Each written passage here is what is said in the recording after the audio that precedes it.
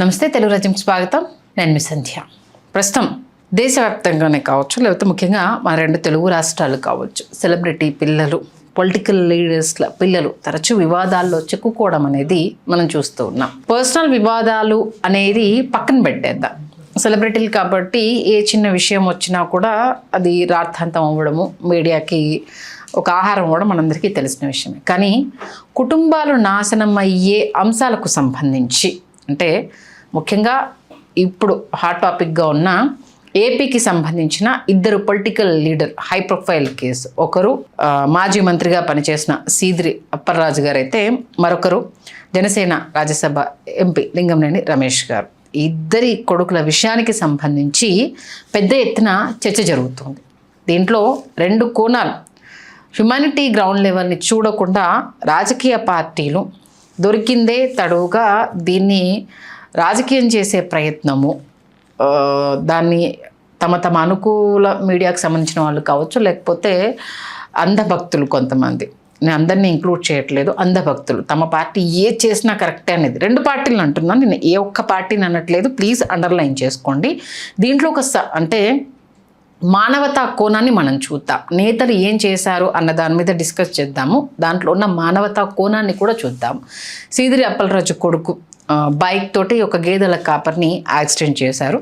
అక్కడ ఆయన చేసిన బ్లండర్ మిస్టేక్, జరిగిన తప్పుకు సంబంధించి బాధ్యత తీసుకొని కొడుకుని సరెండర్ చేసి ఉండుంటే ఆయన ఒక రాజకీయ నేతగా అంటే బాధ్యతాయుతంగా వ్యవహరించాడు, తప్పు చేసినా తన కొడుకైనా శిక్షించాడు అనేది ఒక మంచి పాయింట్ ఎస్టాబ్లిష్ అయ్యేది. అది చేయకుండా వేరే ఎవరినో బలి చేసే ప్రయత్నం చేయడము, సాక్ష్యాలు తారుమారు చేయడము, దాంట్లో ఆయన కూడా ఇన్వాల్వ్ అయిపోయి జైలుకి వెళ్ళడము, బెయిల్ మీద రావడం, ఇదంతా మనకు తెలిసిందే. అది సీదిరి అప్పలరాజు గారి కొడుకు విషయంలో జరిగింది. ఇప్పుడు ఇక్కడ తెలంగాణలో ఒకటి ఏపీలో జరిగింది, ఇంకోటి తెలంగాణలో జరిగింది. తెలంగాణకు వచ్చేసరికి లింగంనేని రమేష్ కొడుకు సంజూష్ హార్ష్ డ్రైవింగ్ నేపథ్యంలో ఒక మాల్లో పనిచేస్తున్న యువతిని యాక్సిడెంట్ చేయడము. అంటే రెండిట్లో ఒక చిన్న డిఫరెన్స్ ఉంది. ఇక్కడ ఏంటంటే సీదిరి అప్పలరాజు కొడుకు పారిపోవడము, అది తెలియకుండా మ్యానిపులేట్ చేయాలనుకోవడం జరిగింది. ఇక్కడ సంజూష్ తన హార్ష్ డ్రైవింగ్ ద్వారా చనిపోయిన యువతిని తనే స్వయంగా హాస్పిటల్లో జాయిన్ చేయడము, ట్రీట్మెంట్ సంబంధించి చూసుకోవడము. బట్ దురదృష్టవశాత్తు అమ్మాయి భారతి చనిపోవడం జరిగింది. తనే వెళ్ళి పోలీస్ స్టేషన్, ఇంకా దీనికి సంబంధించి పోలీసులు కూడా క్లియర్ కట్గా ఏం చెప్పట్లేదు, తనే వెళ్ళి పోలీసులకు చెప్పడం జరిగింది. డ్రంక్ అండ్ డ్రైవ్ టెస్ట్ చేశారు, మాదక ద్రవ్యాలు ఏమైనా తీసుకున్నాడా అని టెస్ట్ చేశారు, ఏమీ లేవు, కంప్లీట్ ఇది ర్యాష్ డ్రైవింగ్ అనేది చాలా క్లియర్ కట్గా అక్కడ చెప్పడం జరిగింది. రెండు యాక్సిడెంట్స్లో ఒక సాధారణ కుటుంబాలకు సంబంధించి, అంటే సంపాదించే పెద్ద దిక్కులు, ఇక్కడ గొర్రెల కాపరి పేరు వచ్చేసి దానయ్య గారు. ఆయన తను గొర్రెలను కాస్తూ తన కుటుంబాన్ని ఆయనే పెద్ద దిక్కుగా ఉంటూ పోషణ సాగించడము. ఇక్కడికి వచ్చేసరికి ఒడిశాకు సంబంధించిన భారతి ఒక మాల్లో పనిచేస్తూ తనకు వచ్చే జీతాన్ని ఇంటికి పంపిస్తూ ఆ అమ్మాయి పంపించే జీతంతో ఆ కుటుంబం బ్రతుకుతుంది అనేది, మాకు ఎలాంటి ఆస్తిపాస్తులు లేవు, మమ్మల్ని అందరినీ పోషించడానికి మా కూతురు మాల్లో పనిచేస్తుంది అంటూ భారతి తల్లి మునమ్మ చెప్పిన మాటలు ఇప్పుడు చాలామందిని కంటతడి పెట్టేస్తున్నాయి. అంటే రాజకీయ నాయకులు కావచ్చు, సెలబ్రిటీలు కావచ్చు, తమ పిల్లలకి హంబుల్గా ఉండడం ఎందుకు నేర్పించలేకపోతున్నారు? డౌన్ టు ఎర్త్ ఉండే విధానాన్ని. ఎందుకంటే మీరు ఒక సెలబ్రిటీషిప్లో ఉన్నారు, మీరు ప్రజాస్వామ్యంలో ఒక హై లెవెల్ ప్రొఫైల్లో ఉన్న వ్యక్తులు, మిమ్మల్ని చూసి ఆ కింది కార్యకర్తలు కావచ్చు, వారి పిల్లలు కావచ్చు, అరే ఒక ఎంపీ కొడుకు అంత సాధారణంగా ఉంటుంటే నువ్వేంట్రా ఇలా అంటున్నామని చెప్పుకునే స్థాయిలో ఉండాలి. అలా ఉండకుండా ఒక మాల్ ఎంట్రన్స్, అంటే ఇతను డ్రైవ్ చేసింది ఏం పెద్ద హైవే కాదు, అంటే మెయిన్ రోడ్ మీద వెళ్తున్నప్పుడు అక్కడ ఎంత స్పీడ్లో వెళ్ళాలి అని తెలియకుండా హార్ష్ డ్రైవింగ్ చేయడము అనేది సంజూష్కి మరి తండ్రి ఏ నేర్పిస్తున్నాడు అనేది. ఒక డాక్టర్ చదవాల్సిన అబ్బాయి బైక్ మీద ఎంత స్పీడ్లో వెళ్తున్నాడు, వెళ్ళే టైంలో తన ఒంటి మీద స్పృహ ఏ రకంగా ఉందో చూసుకోకుండా, సీదిరి అప్పలరాజు కొడుకు 6, ఇంకా చిన్నపిల్లాడు సంజూష్ అన్న కొంత మెచ్యూరిటీ క్లియర్ అయింది, 6 ఇంకా మెచ్యూరిటీ లేదు. ఎందుకంటే ఇంటర్ కంప్లీట్ అయిపోయిందా, ఇంటర్లో ఉన్నాడు, నెక్స్ట్ ఎంబీబీఎస్ చేద్దాం అనుకున్న థాట్లో ఉన్న వ్యక్తి. ఇద్దరు యంగర్ జనరేషన్, అవునన్నా కాదన్నా. అంటే తండ్రి ఆ స్థాయిలో ఉన్నప్పుడు పిల్లలు ఎందుకు దానికి సంబంధించి, ఎందుకంటే మనకు బండి సంజయ్ గారి కొడుకు దంతం కూడా మనం చూడడం జరిగింది.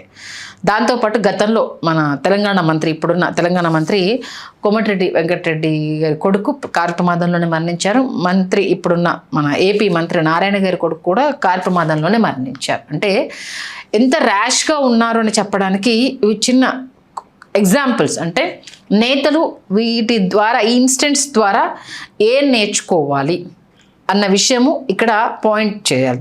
ఇది పక్కన పెడితే 2 కుర్రాలు చేసిన తప్పిదాలకి 2 కుటుంబాలు రోడ్డు మీద పడ్డాయి. అఫ్కోర్స్ సరే, ఫైనాన్షియల్గా వాళ్ళు ఏం సపోర్ట్ చేస్తారు, ఎలా ఫ్యామిలీకి అండగా ఉంటారు, ఏం జరుగుతుంది అనేది వాళ్ళు స్టేట్మెంట్లు ఇచ్చారు. బట్ ఇక్కడ సీదిరప్పలరాజు కొడుకు ఇన్సిడెంట్ వచ్చాక మెయిన్ అన్ని అనుకూల మీడియా కావచ్చు, దానికి సంబంధించి అస్త్రం దొరకగానే ఏమేమి కథనాలు వచ్చాయి ఇవన్నీ మనం చూసాం. బట్ అదే యాక్సిడెంట్ సంజూష్ విషయంలో జరిగినప్పుడు, లింగంనేని జనసేన ఎంపీ లింగంనేని రమేష్ గారి విషయంలో జరిగినప్పుడు, అంటే వాళ్ళ కొడుకు విషయంలో జరిగినప్పుడు ఎందుకు కవర్ చేయలేదు? ఆగస్ట్ 16న ప్రమాదం జరిగితే చాలా ఆలస్యంగా వెలుగులోకి రావడము, అంటే ఆలస్యంగా వెలుగులోకి రావడానికి గల ప్రధాన కారణం ఏంటి? ఇంత హై ప్రొఫైల్ కేసులో ఉన్న యాక్సిడెంట్ ఇంత లేటుగా ఎలా వచ్చిందంటూ రకరకాల కోణాలని తెర మీద తీసుకొచ్చే ప్రయత్నం చేస్తున్నారు. అందుకే చెప్పారు 2 యాంగిల్స్ ఉన్నాయి ఇక్కడ. అనుకూల మీడియాకు సంబంధించి ఎవరికి వాళ్ళు దానికి సంబంధించి మాట్లాడడము, దాన్ని క్యాష్ చేసుకునే ప్రయత్నం చేయడము, ఇది వీళ్ళ తీరు అని చెప్పడము అనేది మనం చూస్తున్నాం. ఇదే అంశానికి సంబంధించి సీదిరప్పలరాజు కొడుకులో తెగ ఊగిపోయారు కదా. మరి మీ ఎంపీ విషయంలో జరిగిన అంశానికి సంబంధించి మీరెందుకు ఇది తెర మీద తీసుకురావట్లేదు, ఇలా చేశారంటే అలా చేశారంట అంటూ వైఎస్ఆర్సీపీ అనుకూల మీడియా నుంచి వెళ్ళి సోషల్ మీడియాలో వస్తున్న ప్రశ్నలు. హ్యుమానిటీ అనే గ్రౌండ్ లెవెల్ గురించి మాత్రం ఇక్కడ ఎవరు ప్రశ్నించకపోవడం అనేది, వాళ్ళ బిహేవియర్ల గురించి ఎవరు మాట్లాడకపోవడం అనేది చాలా చాలా బాధాకరమైన విషయం. ఎందుకంటే ఒక సామాన్య మధ్యతరగతి కుటుంబంలో ఒక్కరి జీతం ఆలస్యమైన ఆ ఇల్లు ఎంత తలకిందులు అవుతుంది అనేది సామాన్య దిగువ మధ్యతరగతి కుటుంబానికి సంబంధించి మ్యాక్సిమం ఇంట్లో ఉన్న వాళ్ళందరూ పని చేస్తే తప్పితే వాళ్ళ ఫ్యామిలీలు గడవని పరిస్థితి ఉంటుంది. మధ్యతరగతిలో డిఫరెంట్ ఉంటుంది. ఒక్కోసారి గతంలో చూసుకుంటే తండ్రి ఒక్కడే సంపాదించేవాడు, మిగతా వాళ్ళందరూ ఆ తండ్రి తెచ్చిన సంపాదనలో ఉండరు. ఇప్పుడు కాలం మారింది కాబట్టి తండ్రికి చేదోడు వాదోడుగా ఉండే వాళ్ళు ఉన్నారు. భర్తకు సపోర్టుగా భార్య కూడా జాబులు చేస్తూ కుటుంబాన్ని నెట్టుకొస్తున్న పరిస్థితులు మనకు ఉన్నాయి. దీంట్లో ఏ ఒక్కరి జీతం ఆగిపోయినా, ఏ ఒక్కరు సంపాదించకపోయినా ఇళ్ళమ్మ రాజులు పస్తులు ఉండాల్సిన పరిస్థితి. ఎందుకంటే ప్రభుత్వం ఇచ్చే రేషన్ బియ్యము ఎన్ని ఇంట్లో ఉన్న ఎంతమందికి ఎన్ని రోజులు వస్తుంది ఇవన్నీ కౌంట్ చేసుకుంటే మిగతా ఖర్చులకు సంబంధించి ఇంటి అద్దె కావచ్చు, మిగతా ఇవన్నిటికి సంబంధించి వాళ్ళు ఎంత కష్టపడతారు అనేది అందరికీ తెలిసిన విషయమే కదా, అది చెప్పాల్సిన అవసరం లేదు కదా. 2 యాక్సిడెంట్లకు సంబంధించి ఇప్పుడు 2 కుటుంబాలు రోడ్డు మీద పడ్డాయి. వీళ్ళు ఎలా కాంపన్సేషన్ చేస్తారు, చేసినా పోయిన మనిషి తిరిగి వస్తాడా అంటే సమాధానం కూడా ఉంటుంది. ఇక్కడ జరిగిన తప్పును తప్పని చెప్పకుండా దాన్ని కప్పిపుచ్చే ప్రయత్నం చేయడము, 2 పార్టీలకు సంబంధించి చెప్తున్నాను, దాన్ని కప్పిపుచ్చే ప్రయత్నం చేయడము, తప్పు ఎవరు చేసినా అది చిన్నైనా పెద్దయినా తప్పు తప్పే, ఇది గుర్తుపెట్టుకోండి. అందులోనూ ప్రాణాలతో చెలగాటమాడము క్షమించరాని తప్పు. దీంట్లో ఇక్కడ సీదిరప్పలరాజు గారేమో సాక్ష్యాలు తారుమారు చేసి ఇంకెవరినో ఇరికించే ప్రయత్నం చేయడంతో అడ్డంగా దొరికిపోయారు. దానికి సంబంధించి జీవితం గడిపారు. వాళ్ళ అబ్బాయి బెయిల్ మీద వచ్చారు, తెలిసిన విషయమే. ఇక్కడ సంజూష్ విషయంలో కొంత మతలబు చేసే ప్రయత్నం చేశారు అనేది కొంత అనుకూల మీడియా నుంచి వచ్చిన మాటలు. 16th జరిగితే మ్యానిపులేట్ చేసే ప్రయత్నం చేశారు. డీసీపీ రితిరాజ్ ఆమె కొంత straight forward and strict officer అన్న పేరు ఆవిడ తెలంగాణలో ఉంది. ఆవిడ ఏ కోసాన దీన్ని పడనీయలేదు. రితిరాజ్ గారు ఆమె ఎక్కడా తగ్గను అనడం వల్ల మాత్రమే ఈ కేసు బయటకు వచ్చింది అనేది ఇంకో వాదన. ఎందుకంటే ఇన్సిడెంట్ జరిగిన 2 రోజుల తర్వాత ఎంపీ లింగంనేని రమేష్ గారు, రాజ్యసభ ఎంపీ లింగంనేని రమేష్ గారు ట్వీట్ పెట్టారు, ఆ కుటుంబానికి అండగా ఉంటాము అనేసని. కానీ తన కొడుకు చేసింది తప్పు, ఒక మహిళ ప్రాణం పోయింది, దీన్ని క్షమించరాని నేరంగా పరిగణించాలి అని ఇక్కడ ఆయన స్టేట్మెంట్ ఇవ్వలేదు. ఆ కుటుంబానికి అండగా ఉంటామని చెప్పడం సంతోషకరమైన విషయం. కానీ తన కొడుకు చేసిన తప్పుకు సంబంధించి బాధ్యత తీసుకోవడం కూడా ఒక తండ్రిగా తన పెంపకంలో లోటు ఉంది అన్న విషయం ఇక్కడ సీదిరప్పలరాజు గారైనా గమనించాల్సిందే, ఎంపీ లింగంనేని రమేష్ గారైనా గమనించాల్సిందే. ఎందుకంటే ఇద్దరు డ్రైవింగ్ విషయంలో చేసిన పొరపాటు, అంటే మీ పెంపకంలో మీరు కొన్ని విషయాలు వారికి చెప్పకపోవడం వల్ల జరిగిన పొరపాటు. ఇప్పుడు అమ్మాయి భారతిముఖి చనిపోయిన దానికి సంబంధించి ఇప్పుడు ఆ తల్లి ఒడిశా నుంచి వెళ్ళి పంపిన సందేశాలు సోషల్ మీడియాలో చక్కర్లు కొడుతున్నాయి. నా కూతురు అక్కడ రోజుకు 12 గంటలు 15 గంటలు కష్టపడి సంపాదించిన డబ్బుని తన అవసరాల కోసం వాడుకోకుండా మా కుటుంబ పోషణకు ప్రతీ నెల తను పంపిస్తేనే మా కుటుంబం గడుస్తుంది. ఇప్పుడు ఆ కూతురు లేదు అని అంటే అసలు మేము జీర్ణించుకోలేకపోతున్నాము. మమ్మల్ని పోషించే మా బిడ్డ మా కళ్ళ ముందు లేదు అని అంటే మేము ఎవరిని అడగాలి? మా రాష్ట్రం కాదు, మా ప్రాంతంలో జరిగింది కాదు, ఏం చెప్పాలో కూడా నాకు అర్థం కావట్లేదు అంటూ ఆ తల్లి ఆవేదన అనేది చూసిన వాళ్ళందరినీ కంటతడి పెట్టేస్తుంది. ఎంతో ఉజ్వల భవిష్యత్తు ఉన్న ఒక ఆడపిల్ల రేపు తన కుటుంబానికి అండదండగా ఉంటూ తన పిల్లలని ఎన్నో కలలు కనుంటుంది. ఇప్పుడు అమ్మాయి భవిష్యత్తు ఆ అమ్మాయికి తెలియకుండా ఛిద్రమైపోవడము అనేది, అంటే సెలబ్రిటీషిప్ ఉన్నంత మాత్రాన, సెలబ్రిటీ పిల్లలు అయినంత మాత్రాన ఏం చేసినా చెల్లుతుందా?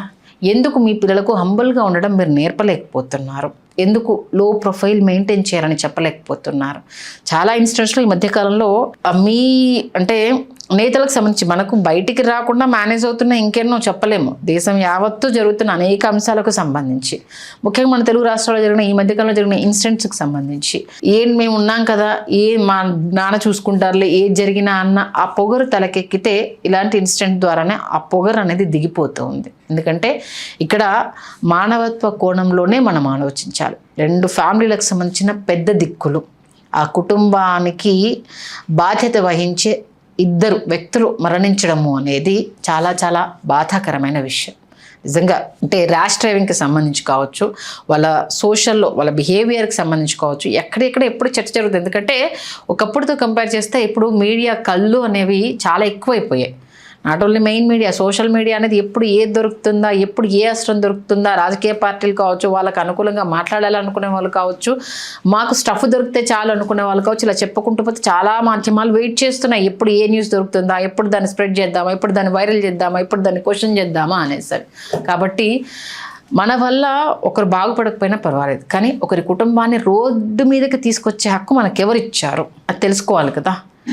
రోజు కొన్ని వందల ఇన్సిడెంట్స్ జరుగుతున్నాయి కాదన్నట్ల, కానీ బాధ్యతాయుతమైన గౌరవమైన పదవుల్లో ఉన్న మీలాంటి పిల్లలు ఇంకొకరికి ఆదర్శంగా ఉండాలి. కానీ మీరే ఇలా నేరపూరితమైన అంశాలకు సంబంధించి తెర మీదకి రావడం అనేది కరెక్ట్ కాదు కదా. దీంట్లో సీదిరి అప్పలరాజు కొడుకుని ఇమీడియట్గా అరెస్ట్ చేసే ప్రయత్నం చేశారు. ఇక్కడ ఎందుకు అరెస్ట్ చేయలేదు అన్న ఈ కోణాన్ని తీసుకొచ్చినప్పుడు డీసీపీ రుతురాజ్ గారు చాలా స్పష్టంగా చెప్పడం జరిగింది. అంటే మనకున్న సెక్షన్స్, అతని పైన సెక్షన్ 35 BNS ప్రకారము కేసు నమోదు చేశారు. దాంతోపాటు అర్నేష్ కుమార్ జడ్జిమెంట్ ప్రకారము 7 సంవత్సరాల లోపు ఉన్న వాళ్ళు, శిక్ష పడే వాళ్ళకు ఖచ్చితంగా నోటీసులు ఇవ్వాలి. ఇచ్చిన తర్వాత వివరణ తీసుకున్న తర్వాతనే కావాలి. ఎందుకంటే స్పాట్లో చనిపోయి అంటే సంజూష్ ఇక్కడ చేసిన ఒక గొప్ప ఏంటంటే తప్పించుకునే ప్రయత్నం చేయలేదు. ఇది ఒక్క విషయానికి మాత్రం సంజూష్ని అభినందించాల్సిందే. వేరే వాళ్ళు అయితే మనకెందుకులే అనేసి వెళ్ళిపోతారు. సంజూష్ ఇక్కడ బాధ్యతాయుతంగా తను చేసిన తప్పుకు ఇమీడియట్గా రెస్పాండ్ అయ్యాడు. హాస్పిటల్కి తీసుకెళ్ళాడు. దురదృష్టవశాత్తు ఆమె ప్రాణాలు కోల్పోయింది. మరి హాస్పిటల్ నుంచి పోలీస్ స్టేషన్కి కంప్లైంట్ వెళ్ళిందా, సంజూషే వెళ్ళి సరెండర్ అయ్యాడన్న విషయం అయితే ఇక క్లారిటీ రాలేదు. బట్ ఒకటే, ఇక్కడ తను మద్యం సేవించలేదు, ఎలాంటి డ్రగ్స్ తీసుకోలేదు, అది క్లియర్ కట్గా అయితే బయటపడింది అన్నది చాలా క్లియర్గా చెప్పడింది. కాబట్టి 7 సంవత్సరాల లోపు అంటే ఇప్పుడు అతని పైన పెట్టిన సెక్షన్ల కింద 35(3) BNS సెక్షన్ ప్లస్ మన అర్నేష్ కుమార్ జడ్జిమెంట్ ప్రకారము ఉన్నది కాబట్టి అరెస్ట్ చేయలేదు. నోటీసులు అయితే ఇచ్చాము. దాని ప్రకారం వివరణ తీసుకున్న తర్వాత ఆయన కార్ని మన కోర్టులో అంటే అప్పగించేసాము అనేసి చెప్పారు.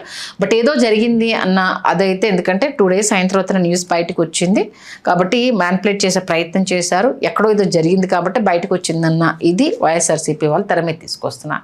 బట్ ఏంటంటే ఇలాంటివి జరిగినప్పుడు పార్టీలు ప్లీజ్ దయచేసి దాన్ని మీ భుజాన్ని ఎత్తుకోవడం కంటే బాధ్యతాయుతంగా జరిగిన తప్పును ఒప్పుకొని దానికి ఇక మీదట జరగకుండా ఏం చేయాలి, జరిగితే ఎలాంటి రిజల్ట్ ఉంటుందన్న విషయాన్ని చెప్పే ప్రయత్నం చేస్తే తమ పిల్లల విషయంలో నేతలు కూడా చాలా జాగ్రత్తగా ఉంటారు.